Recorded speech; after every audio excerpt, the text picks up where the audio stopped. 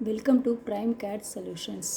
இன்னைக்கு இந்த வீடியோவில் நம்ம என்ன பார்க்க போகிறோம்னா how to draw grids for columns, how to marking coordinates for grids and setting out columns in site பார்க்க போகிறோம். இதையே நம்ம வந்து பார்ட் 1 பார்ட் 2 நம்ம பார்க்க போகிறோம்.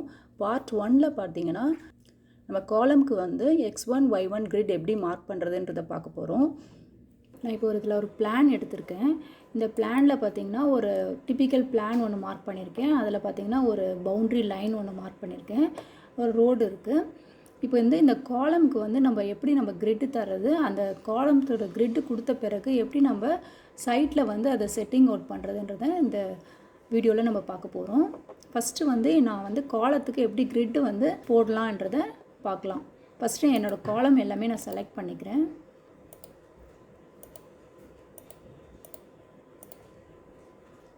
என்னோடய காலம் எல்லாம் தனியாக நான் செலக்ட் பண்ணி வச்சுட்டேன். ஏன்னா இது மாதிரி நம்ம தனியாக செலக்ட் பண்ணி வச்சுட்டு நம்ம கிரிட் போட்டுட்டு அதுக்கப்புறமா நம்மளோட பிளானில் எடுத்துகிட்டு போய் வச்சோம்னா நமக்கு ரொம்ப ஈஸியாக இருக்கும். இப்போ பாருங்கள், ஃபஸ்ட்டு வந்து நான் கிரிட்டை வந்து ஸ்டார்ட் பண்ணுறேன். இப்போ வந்து எனக்கு வந்து மொத்தம் 10 காலம்ஸ் இருக்குது.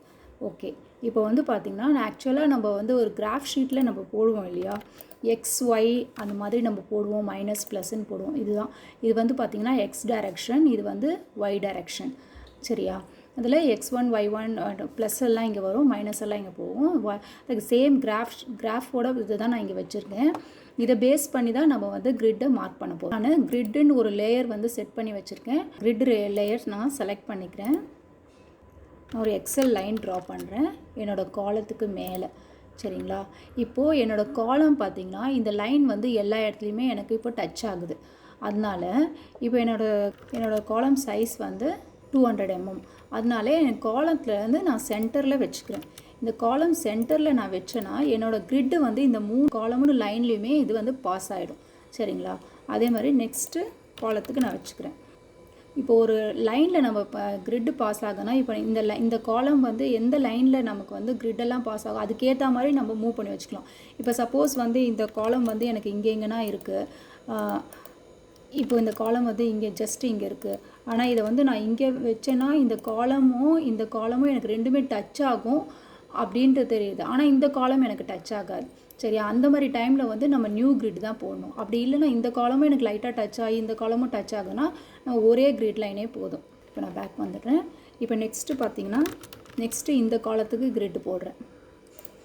இந்த காலத்துக்கு நான் கிரிட்டு போடுறதுனால எனக்கு இந்த காலம் எல்லாமே பார்த்திங்கன்னா ஒரே லைனில் டச் ஆகுது, ஒரே கிரிட்டில் வந்து டச் ஆகுது. நெக்ஸ்ட்டு இந்த காலத்துக்கு போடுறேன். இப்போ இதே மாதிரி சேம் இங்கேயும் டச் ஆகுது. இப்போது ட்ரிம் பண்ணிக்கிறேன். இப்போ நமக்கு ஒய் கிரிட்ஸ் எல்லாம் நம்ம இப்போ போட்டாச்சு. இப்போ நம்ம எக்ஸ் கிரிட்ஸ் போட போகிறோம். அதே மாதிரி சேம் எக்ஸல் லைன் வெர்டிக்கல் நான் இந்த காலத்துக்கு போடுறேன். இந்த காலம் போட்டோன்னே எனக்கு எல்லா காலமுமே டச் ஆகிடுச்சு. அதே மாதிரி இதில் சென்டர் போட்டோன்னா இந்த காலம் எல்லாமே டச் ஆகிடுச்சு. அது மாதிரி இங்கே வந்து ஒரு காலம் மட்டும்தான் இருக்குது. அதனால இப்போ இங்கே போட்டுக்கிறேன். இப்போ நெக்ஸ்ட்டு பார்த்திங்கன்னா இந்த லைனில் வந்து இப்போ எனக்கு இந்த காலத்துக்கு நான் போட்டேன்னா எனக்கு எல்லா காலமுமே டச் ஆகிடும்.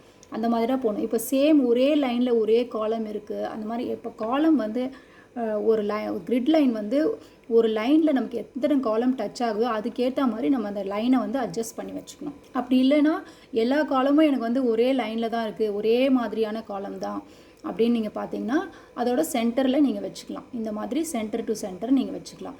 இப்போ வந்து இந்த காலம் வந்து பொசிஷன் வந்து பார்த்திங்கன்னா வேறு மாதிரி இருக்குது. அதனால தான் வந்து இப்போ நமக்கு ஒரு இடத்துல இங்கே வச்சா தான் இந்த காலம் மீட் ஆகும். அதனால நம்ம இங்கே தள்ளி வச்சுருக்கோம். இங்கே பார்த்திங்கன்னா மேலே வச்சா நமக்கு இந்த 3 காலமும் எனக்கு வந்து அட்ஜஸ்ட் ஆகும் ஒரே லைனில். அதனால நாங்கள் வச்சுருக்கேன். இப்போது இந்த லைன்ஸை ட்ரிம் பண்ணிக்கலாம். இப்போ பார்த்திங்கன்னா என்னோடய எக்ஸ் கிரிட்டு கிடச்சிருச்சு, என்னோடய ஒய் கிரிட் கிடச்சிருச்சு. இதை நான் எப்படி எக்ஸ் ஒய்ன்னு சொல்கிறேன்னு பார்த்தீங்கன்னா இங்கே பாருங்கள். இப்போது இதுதான் இப்போ x1 y1 y2 3 இந்த மாதிரி இருக்குது. இது y1 y2 தான். இதே மாதிரி நம்ம நேமிங் பண்ணும் போதும் இந்த மாதிரி தான் நம்ம நேமிங் பண்ணணும். எப்போவுமே வந்து நம்ம கிரிட்டு வந்து நம்ம கிரிட்டோட வெர்டிக்கல் லைன்ஸ் எல்லாமே வந்து எக்ஸும் அதே மாதிரி ஹரிசான்டல் லைன்ஸ் எல்லாமே ஒய்யாகவும் நம்ம எடுத்துக்கணும். x1 நான் மார்க் பண்ணிக்கிறேன். ஏன்னா ஃபஸ்ட்டு நான் இங்கேருந்து தான் ஸ்டார்ட் பண்ண போகிறேன் இல்லையா, 1 2 3 4. அதனால் இது x1 மார்க் பண்ணிக்கிறேன்.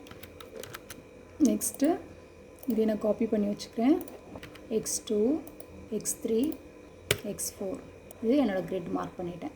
இப்போது இப்போ அதே மாதிரி பார்த்தீங்கன்னா இங்கே y1 y2 y3 இப்படி இருக்குது. y1 y2 y3 இப்படி தான் வந்து கிரிட்டை வந்து நம்ம மார்க் பண்ணிவிட்டு அதுக்கு நேமிங் பண்ணணும். இப்போது இதுக்கு வேணும்னா நம்ம இதுக்கு ஒரு சர்க்கிள் மாதிரி ஒன்று போட்டுக்கலாம். பார்க்குறதுக்கு நீட்டாக இருக்கும். இப்போது இதுக்கு எல்லாமே சர்க்கிள் போட்டாச்சு. இப்போ இந்த வீடியோவில் வந்து நம்ம x1 y1 எப்படி நம்ம கிரிட்டு மார்க் பண்ணுறது அப்படின்றத நம்ம பார்த்தோம். நெக்ஸ்ட் வீடியோவில் வந்து கிரிட்டுக்கு எப்படி கோஆர்டினேட்ஸ் மார்க் பண்ணுறது, காலத்துக்கு எப்படி டைமென்ஷன் மார்க் பண்ணுறது, சைட்டில் எப்படி நம்ம கோஆர்டினேட் 00 பாயிண்ட் செட் பண்ணுறதுன்றதை நெக்ஸ்ட் வீடியோவில் நம்ம பார்க்கலாம். ஓகே, இந்த வீடியோ உங்களுக்கு பிடிச்சிருந்ததுன்னா லைக் பண்ணுங்கள், ஷேர் பண்ணுங்கள். ஏதாவது டவுட்ஸ் இருந்ததுன்னா கமெண்ட் பாக்ஸில் கமெண்ட் பண்ணுங்கள். தேங்க்யூ ஃபார் வாட்சிங்.